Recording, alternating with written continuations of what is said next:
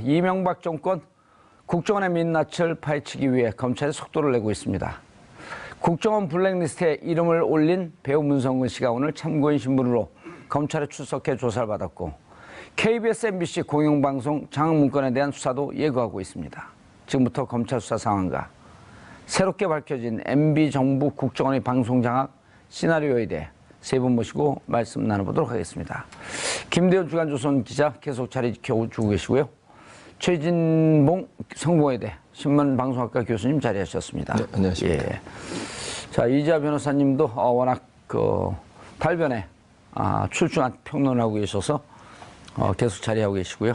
네, 미래, 예, 뭘 또 인사하려고 그랬어요. 미래 민변회장. 김대현 기자님. 네. 저희가 일부에서 논의했던 김명수 대법원장. 네. 방금 들어온 속보가 사실상 투톱. 그러니까 추미애 대표의 유감 표명. 그다음 우원식 원내대표의 역시 고개를 숙인 자세 이런 등등을 통해서 여야가 사실상 합의했다 이런 속보가 들어왔거든요. 그런데 아마 그거는 속보는 어쨌든 합의를 해서 처리하는 방향을 정하겠다. 예.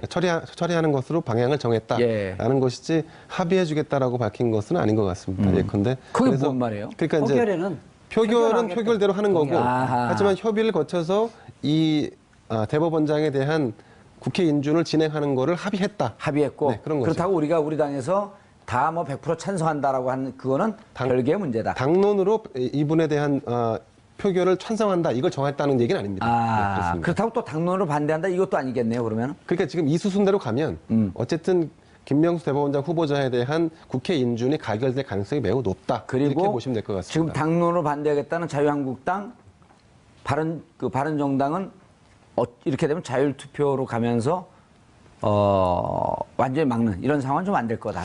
이렇게 보이는 건가요? 숫자적으로도 이미 국민의당이 여당 편에 쓴다고 하면 과반이 넘기 때문에 아마 그렇게 되면 참석률이 굉장히 저조할 거고 과반을 훌쩍 넘는 표결 결과로 이어질 가능성이 높습니다. 알겠습니다. 이지아 변호사님 뭐 하실 얘기 있나요?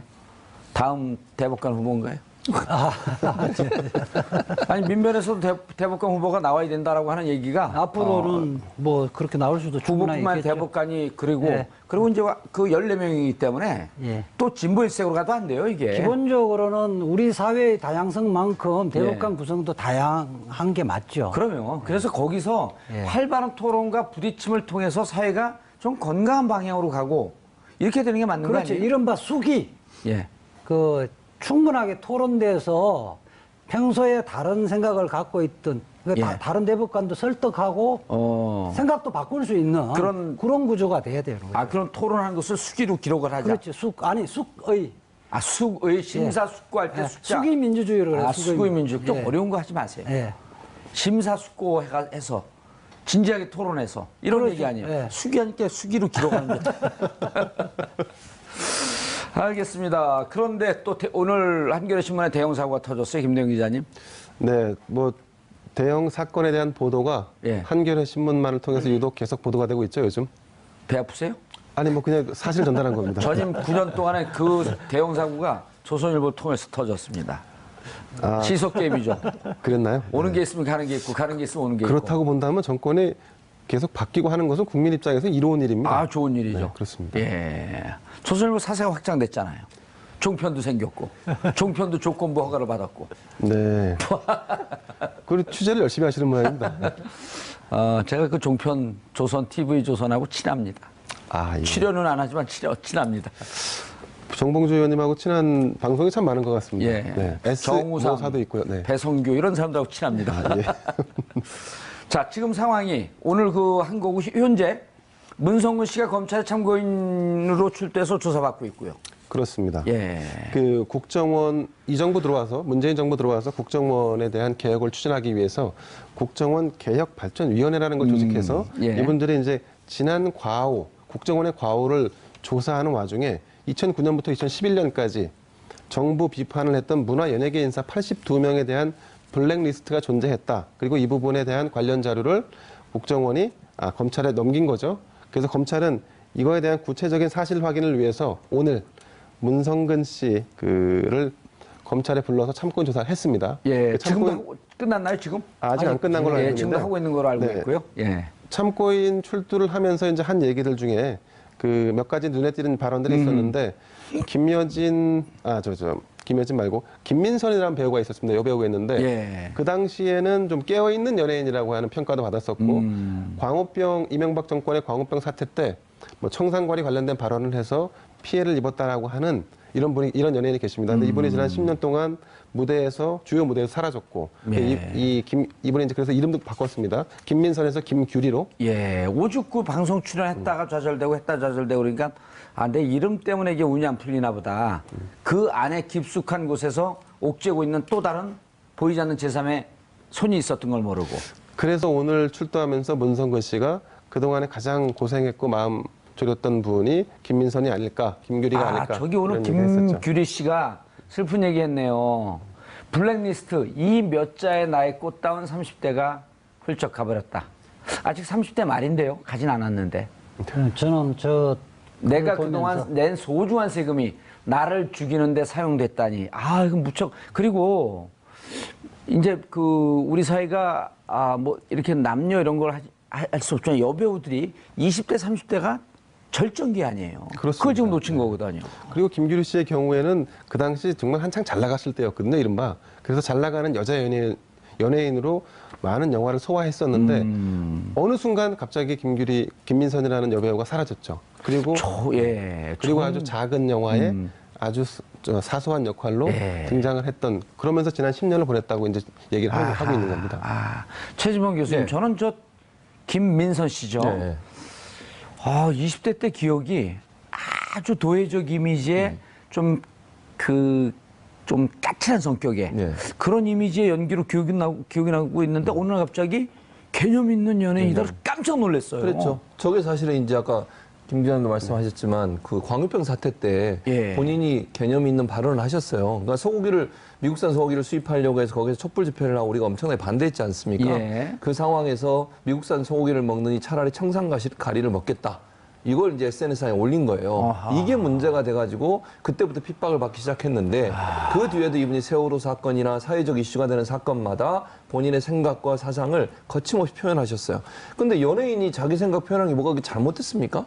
미국 같은 데를 보세요. 미국은요, 정치인 지지도예요. 내가 트럼프를 싫어한다. 예를 들면 내가 오바마를 지지한다. 이런 지지한다고 해서 그 사람이 무슨 영화에 출연에 방해를 받거나 아니면 생계 위협을 느끼거나 드라마 출연에 무슨 블랙리스트가 내가 잘리거나 이런 경우가 없거든요. 그건 그거고, 그러니까 본인의 생각의 자유, 표현의 자유를 충분히 보장하는 것이 법으로 보장돼 있는 내용인데, 김여진 씨 같은 경우에는 또 김민선 씨 같은 경우에는 본인의 생각을 얘기했다는 이유만으로, 그게 정부가 추진하는 정책에 반대됐다는 이유 하나만으로 엄청난 억압을 받고 본인의 생계까지 위협을 당하는, 그래서 지금 그렇게 얘기한 거 아닙니까? 30대가 꽃다운 나이에 여배우로서 가장 활발하게 활동할 수 있는 나이 아니겠습니까? 30대라고 하면 그 나이를 국정원의 공작에 의해서 방송국들이 알아서 그 사람을 프로그램에서 제외시키는 이런 일들이 일어남으로써 결국 어려움을 당하는 그런 문제가 있었다고 볼 수 있겠습니다. 말할 수 있을까요?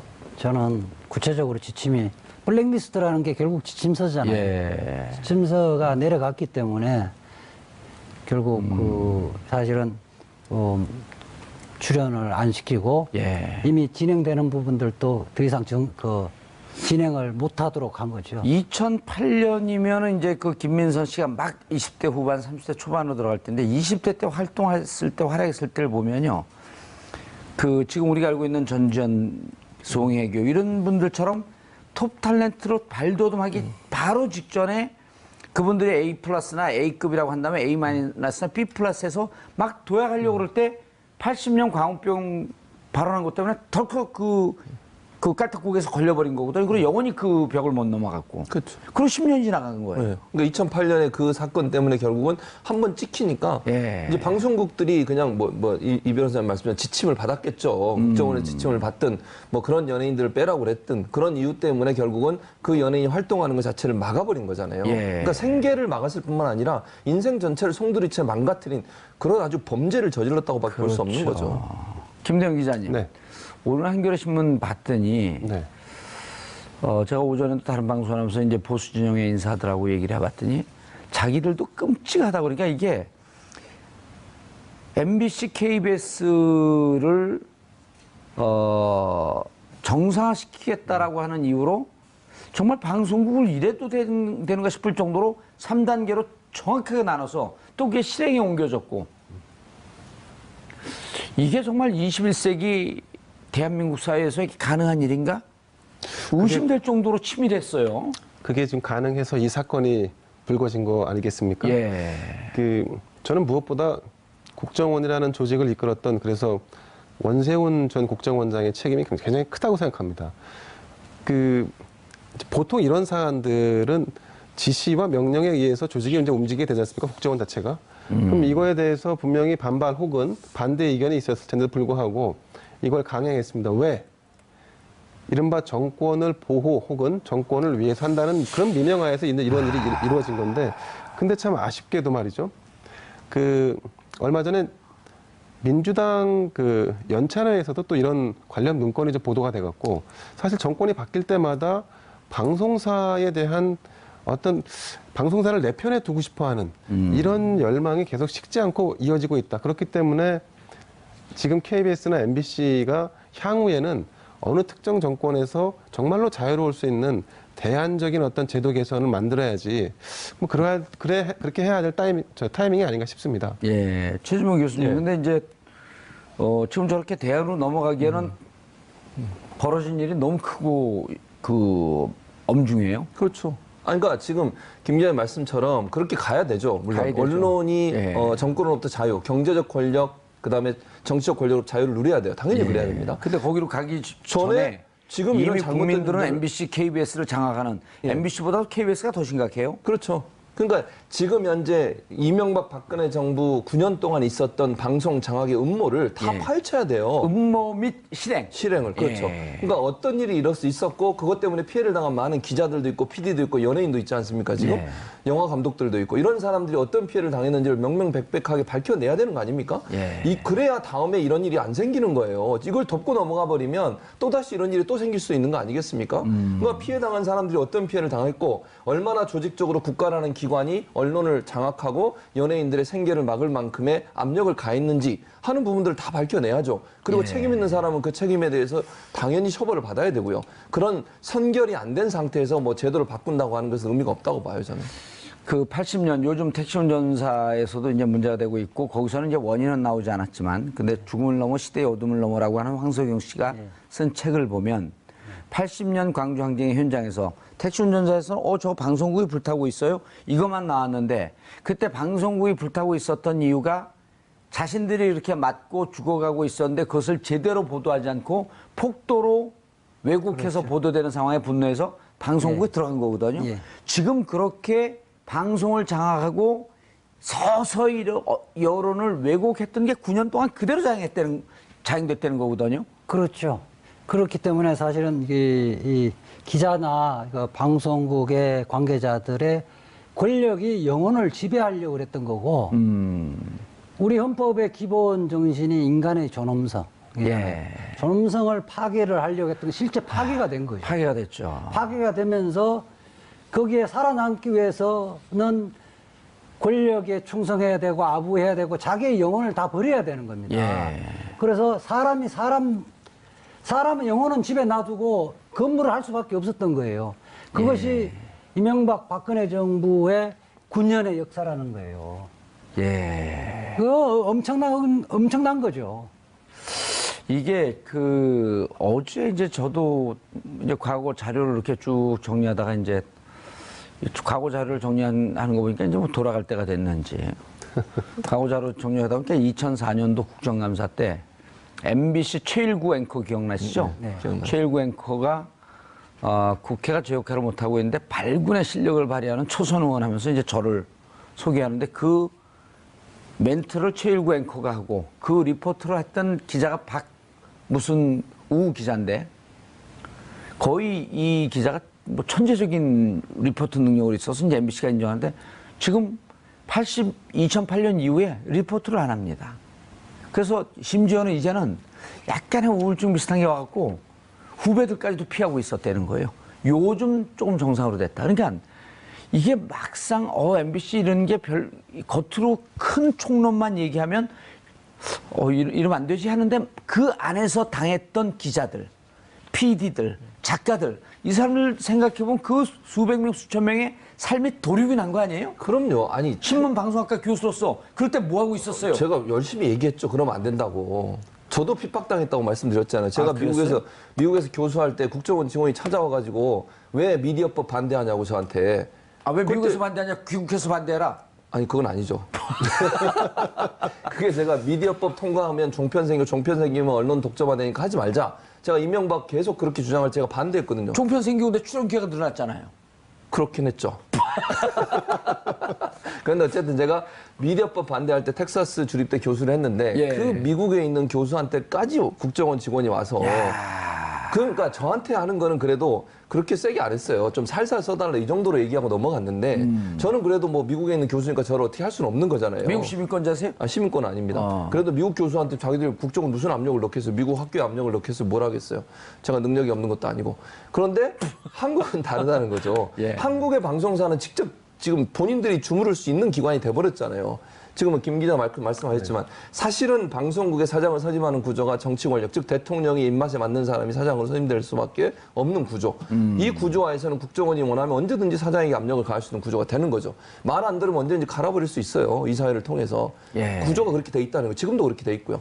그런 상황이기 때문에 결국은 이제 정 의원님 말씀하신 것처럼 실제 산업, 그러니까 본인이 기자고 본인이 PD인데 프로그램 못 만들고 기사를 못 쓴다. 얼마나 그게 예. 스트레스겠습니까? 김 기자님한테 만약에 기자인데 기자 하지 말고 스케이트장 관리하라 그러고 저기 밖에 가서 풀이나 뽑으라 그러고 얼마나 화가 나겠습니까? 그게 인생이 피폐해지는 거예요. 그거는 그 한 사람이 인생을 망가뜨릴 뿐만 아니고요. 가족들까지도 피해를 받아요. 온 가족이. 그러니까 가정도 파괴하고 개인의 삶을 피폐하게 만드는 일이 비일비재하게 이명박 박근혜 정부 동안 이루어져 왔다는 것이죠. 김 기자님. 네.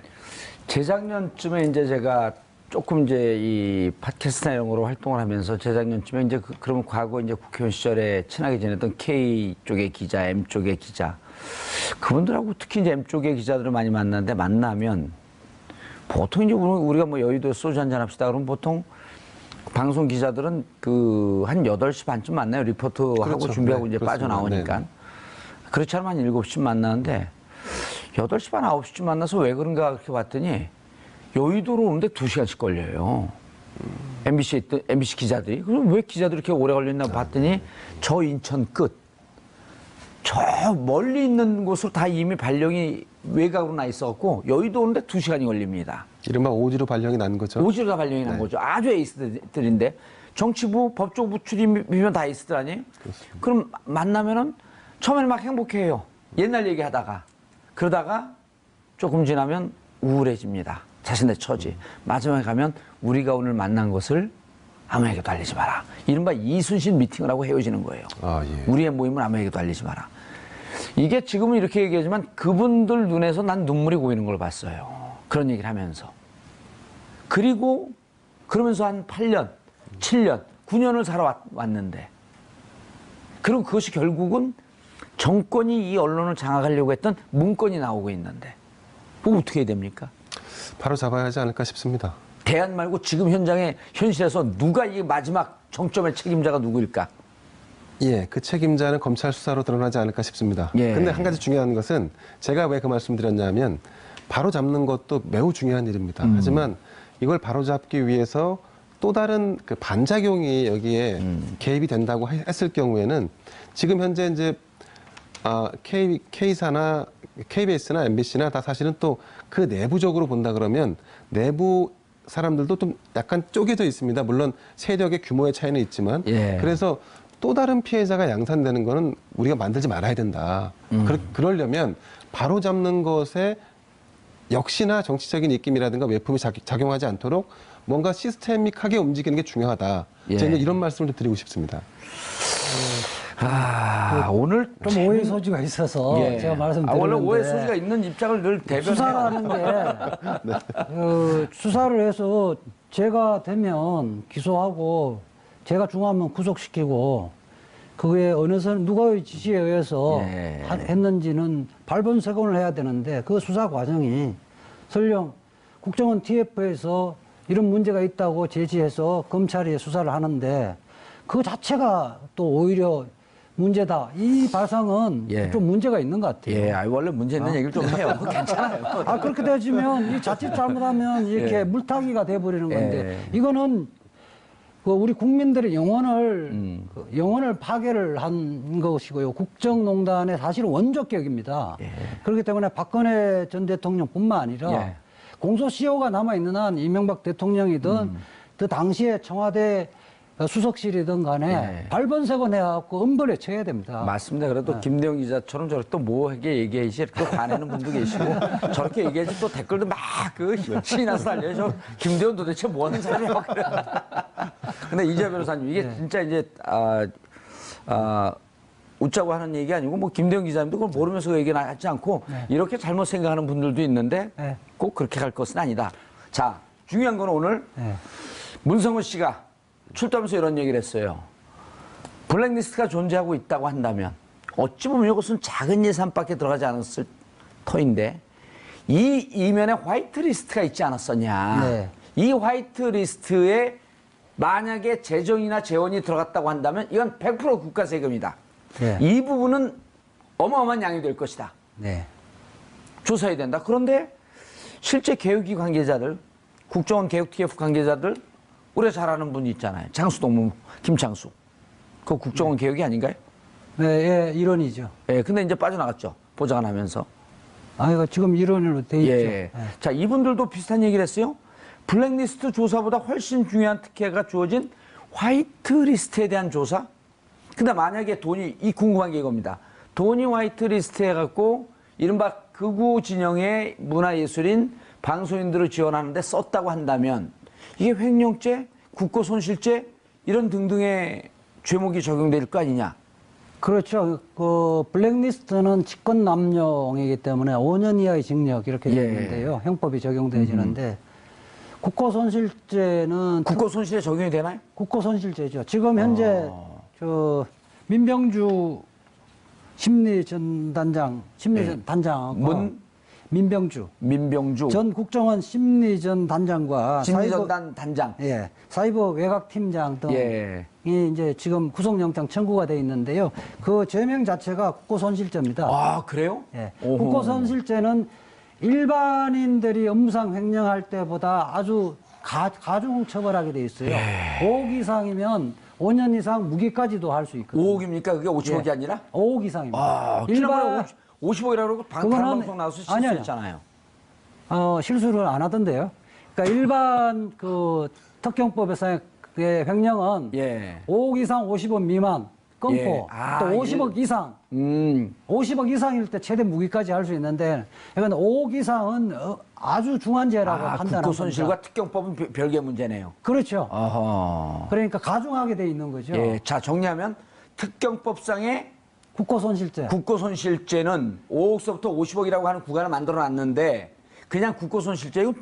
국고손실죄는 구간이 없습니다. 5억 이상이면 아주 중한 범죄로 치고. 둘의 차이는 뭡니까? 그럼 특경법상의 국고손실과 국고손실 둘의 차이는 뭐예요? 그것은 일반인의 횡령보다 국고를 손실한 것은 금액이 5억이어도 굉장히 위중한 거다고 보는 거죠. 그 국고손실은 공무원에게 적용되는 거고, 그렇죠. 특경법상의 국고손실은 일반인에게도 적용될 수 있는. 사기업에서 그 사적으로 그 돈을 사적으로 유용하는 거하고 국가 돈을 유용한 것은 죄질이 다르다는 겁니다. 알겠습니다. 그래서 최대 무기까지 선고할 수 있기 때문에 이거는 굉장히 위중한 죄고 화이트리스트에 관련된 범죄가 더 중하다고 보는 겁니다.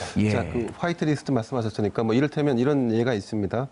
박영수 특검팀에서 조사한 결과에 따르면 당시 박근혜 정부 시절이죠. 박근혜 정부 시절이죠. 청와대가 정경련을 동원해서 본인들에게 우호적인 보수단체에 지원하라 해서 총 지원한 금액이 68억이었다. 이런 조사가 있었는데 그래서 이제 이 부분에 대해서 이제 사람들이 관심을 갖게 되죠. 근데 우리가 한 가지 유념해야 할 것이 하나 있습니다. 블랙리스트는 이른바 핍박을 받거나 손해를 본 사람들에 대한 구제책입니다.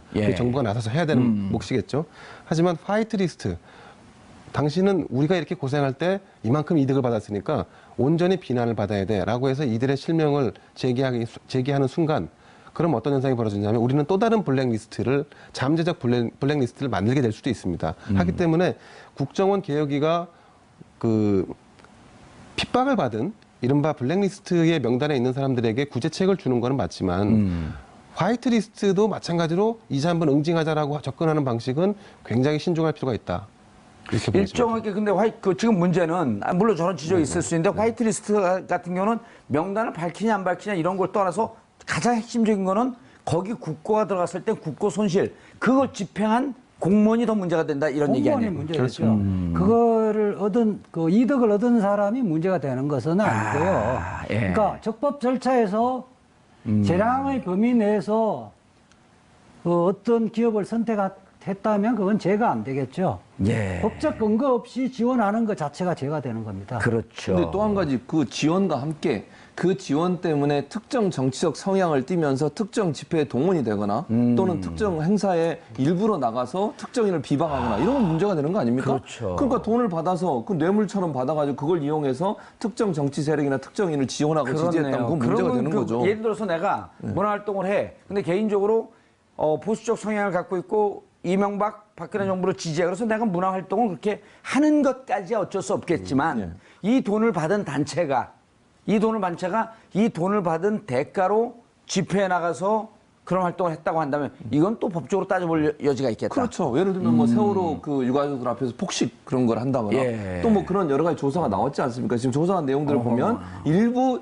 그 단체들이 예. 국정원의 지시나 아니면 조정을 받아서 또는 청와대의 어떤 이 압력을 받아가지고 특정 집회에 나가서 특정 어떤 구호를 외치거나 특정에 대한 비판적인 어떤 뭐 성명을 내거나 이런 일들이 밝혀지고 있기 때문에 예. 그것도 함께 조사를 할 필요가 있는 거죠. 알겠습니다. 최진봉 교수님. 예. 국정고용방송 장악 문건 주요 내용을 봤더니 문화방송 인적 세션 그러니까 최문순 사장 시절에 있었던 분들 속가내고 그랬죠.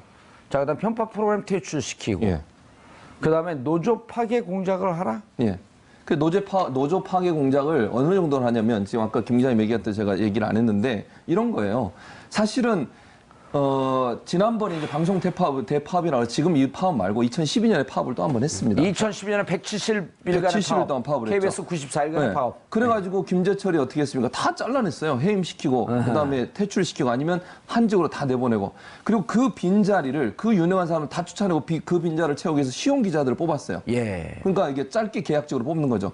그 사람들을 모아서 또 노조를 만든 거예요. 그게 노조 파괴 공작 아닙니까? 그게 120명이죠. 그렇죠. 그리고 그 사람들에게 일정 부분 뭐 그분들이 싫어할 수 있겠지만 세상과 일정 부분 괴를 같이 하는 또 생각을 같이 하는 공유하는 이런 행동을 계속하면서 기존의 언론 노조 민주노총사나 언론 노조원들에게 대응하고 그다음에 견제하는 그런 역할을 하도록 만들어 놓은 거죠.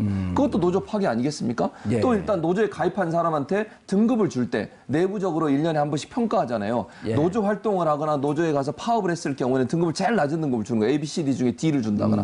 이런 형식으로 해서 노조에서 탈퇴하도록 압력을 가하는 그런 행위를 계속 범했다는 거죠. 예. 김재철 사장이. 최 교수님, 예. 공범자들 보셨나요, 영화? 아직도 안 보셨어요? 예, 맞습니다. 도대체가 뭐라고 다니세요? 방송하느라고. 아니, 언론 방송학 듣기는- 전문 그렇죠, 그 봐야죠. 교수가 맞습니다. 그 공범자들 안 보면 어떻게 하세요? 뭐 대략 내용은 압니다만. 저는 네. 생뚱맞게 왜 그 뭐냐면 이자 변호사 보셨나요? 예, 같이 봤잖아요. 아, 저하고 같이 봤군요. 예. 거기서 무슨 얘기냐면 김재철 사장에게 최승원 PD가 카메라를 들이댑니다.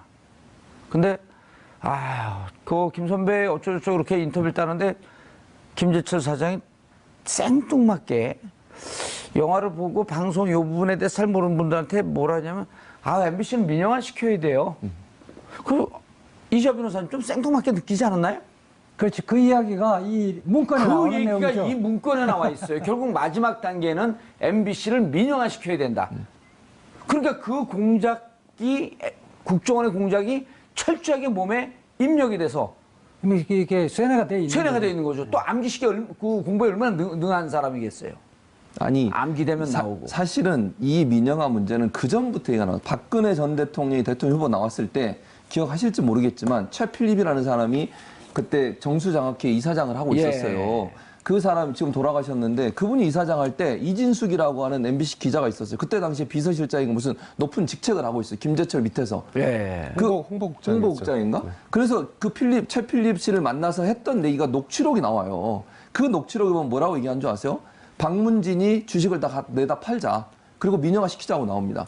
그러니까 공영방송 하나를 없애자고 나와요. 그리고 하나의 공영방송 남겨놓고 나머지는 다 민영으로 넘기자라고 하는 것이 그 당시에 최 필립과 이진숙 그다음 홍보국장인가 실장과 대화 내용이었어요. 그게 공개가 됐죠. 그래서 노조의 반발을 샀는데 결국은 공영방송이라고 하는 것이 갖고 있는 가치는 결국 경제적 이익에 관계없이 국민이 필요한 정보를 주는 거 아니겠습니까? 그리고 정치 권력, 경제 권력, 자유를 누리기 위해서 공영방송을 하는 거잖아요, 결국은. 사주가 있으면 사주는 돈을 벌기 위해서 광고에 연연할 수밖에 없는 것이고요. 선정성, 폭력성뿐만 아니라 정치적으로 일정 부분 편향될 수 있는 위험성을 안고 있어요, 항상.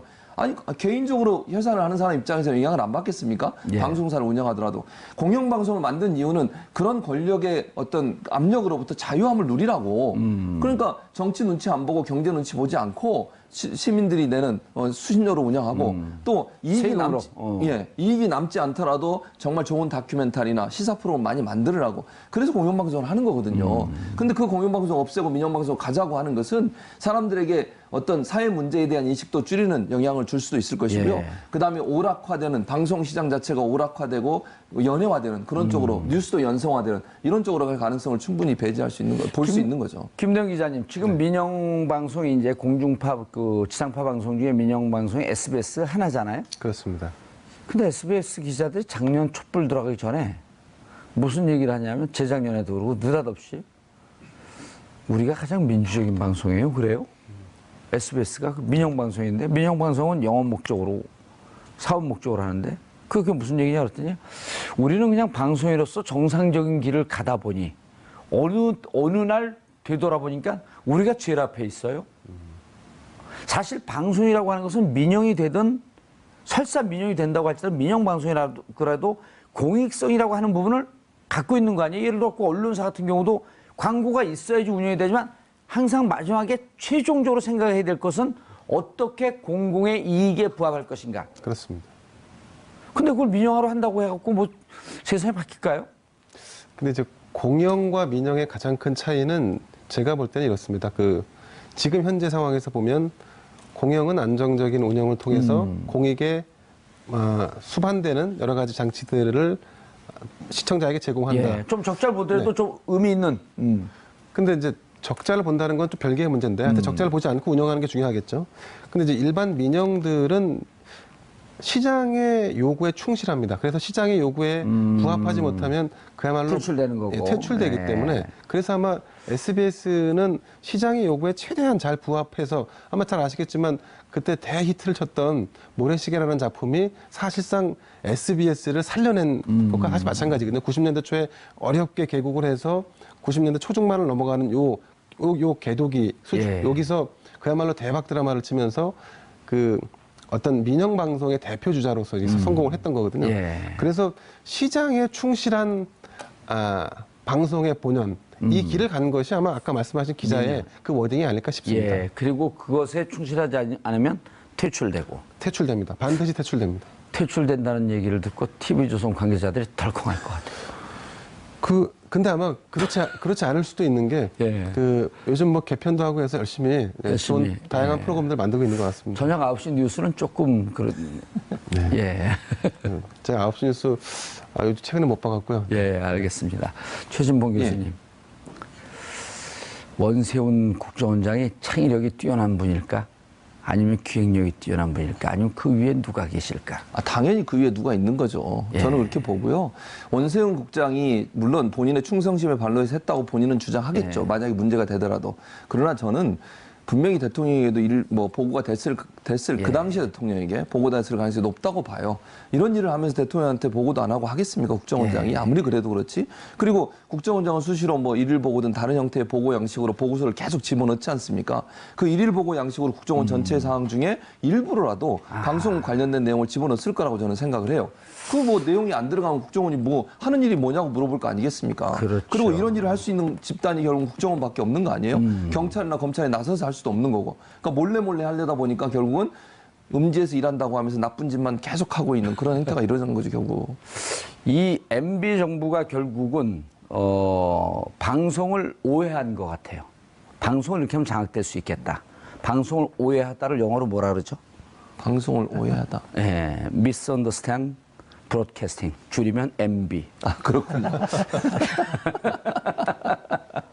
근데 저는 정 의원님 아까 중요한 지적을 해주셨어요. 예. 방송은 상업이든 민간, 우리가 상업방송, 민영방송 이렇게 얘기하고 아니면 공영방송 이렇게 얘기하잖아요.